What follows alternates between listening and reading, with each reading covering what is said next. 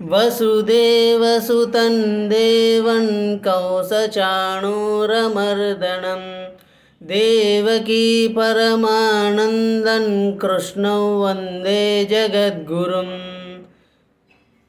ॐ श्री परमात्मने नमः। श्रीमद्भगवद्गीता अथ द्वादशोऽध्यायः।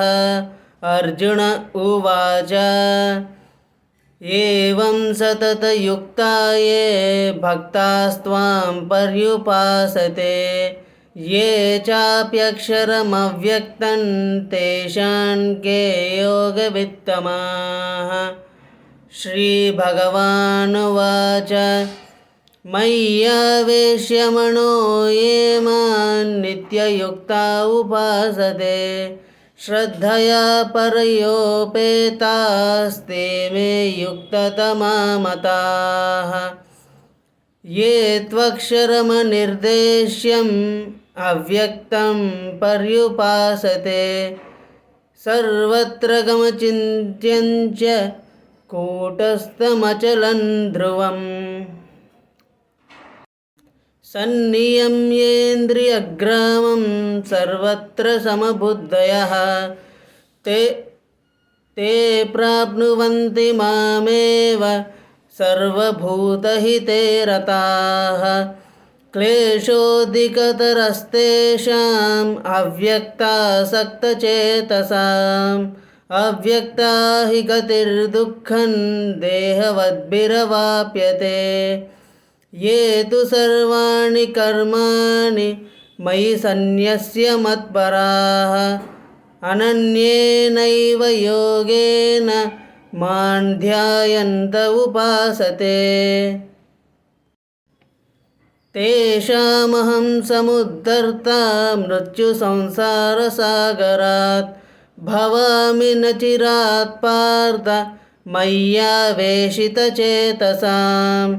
मय्येव मन आदत्स्व मयि बुद्धिं निवेशय निवसिष्यसि मय्येव अत ऊर्ध्वन्न संशयः। अथ चित्तं समाधातुं न शक्नोषि मयि स्थिरम् अभ्यासयोगेन ततो मामिच्छाप्तुं धनञ्जय। अभ्यासेऽप्यसमर्थोऽसि मत्कर्म परमो भव मदर्थमपि कर्माणि कुर्वन् सिद्धिमवाप्स्यसि। अथैतदप्यशक्तोऽसि कर्तुं मद्योगमाश्रितः सर्वकर्मफलत्यागं ततः कुरु यतात्मवान्। श्रेयो हि ज्ञानमभ्यासात् ज्ञानाद् विशिष्यते ध्यानात् कर्मफलत्यागस्त्यागात् शान्तिरनन्तरम्। अद्वेष्टा सर्वभूतानां मैत्रः करुण एव च निर्ममो निरहङ्कारः समदुःखसुखक्षमी।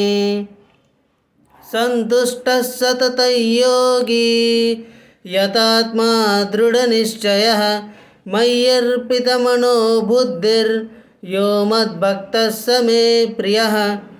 यस्मान्नो द्विजते लोको लोकान्नो द्विजते च यः हर्षामर्षभयोद्वेगैर्मुक्तो यः स च मे प्रियः। अनपेक्षः शुचिर्दक्ष उदासीनो गतव्यथः सर्वारम्भपरित्यागी यो मद्भक्तः स मे प्रियः।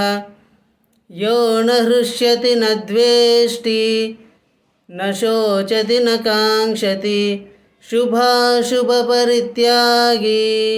भक्तिमान्यः स मे प्रियः। समशत्रौ च मित्रे च तथा मानापमानयोः शीतोष्णसुखदुःखेषु समसङ्गविवर्जितः। तुल्यनिन्दास्तुतिर्मौनी सन्तुष्टो येन केनचित् अनिकेतस्थिरमतिर्भक्तिमान् मे प्रियो नरः। ये तु धर्म्यामृतमिदै यथोक्तं पर्युपासते श्रद्दधाना मत्परमा भक्तास्तेऽतीव मे प्रियाः।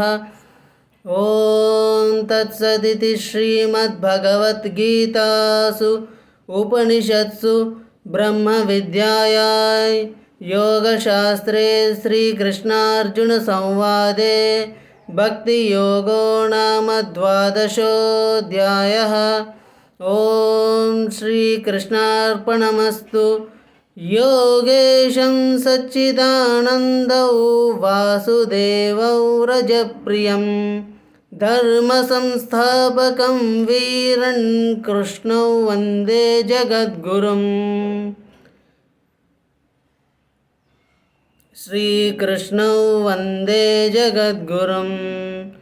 ॐ शान्तिः शान्तिः शान्तिः।